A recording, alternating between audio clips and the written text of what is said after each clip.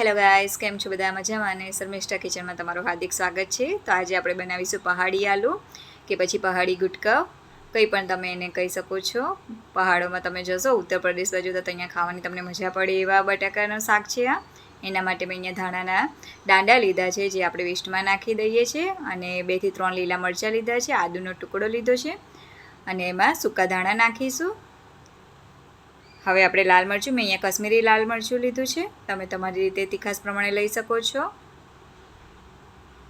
ખાવાની બહુ મજા આવશે અને આ જ રીતના આપણે વાટવાનું રહેશે. મિક્સરમાં તમારે ગ્રાઇન્ડ નહીં કરવાનું. એમાં આપણે ધાણા જીરું પાવડર 2 ચમચી નાખ્યો છે અને અડધી ચમચી જેટલો ગરમ મસાલો નાખી દઈશું.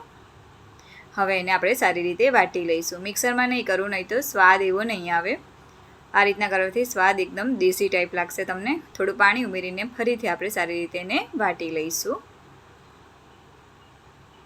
હવે આપણે એક પેન લઈશું, એમાં 2 થી 3 ચમચી જેટલું તેલ લઈશું.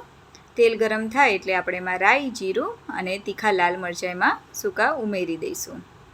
હવે થોડી વાર એને થવા દઈશું. એમાં 1 ચપટી જેટલી હિંગ નાખીશું અને જે આપણે ચટણી પ્રિપેર કરી હતી તે હવે એને એમાં ઉમેરી દઈશું.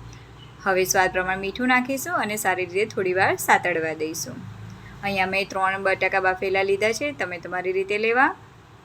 પ્રેશર કુકર કરી દીધા હતા. હવે એને આપણે સારી રીતે મિક્સ કરી લઈશું.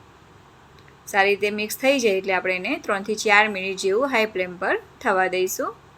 તો જો આપણા બટાકા પહાડી આલુ બનીને હવે રેડી છે. ઉપરથી થોડા ધાણા ઉમેરીશું અને રોટલી, પરાઠા કે કંઈ પણ સાથે તમે એને સર્વ કરી શકો છો. જો તમને મારો વિડીયો સારો લાગ્યો હોય તો પ્લીઝ મારા વિડીયોને લાઇક અને શેર કરો. Thank you.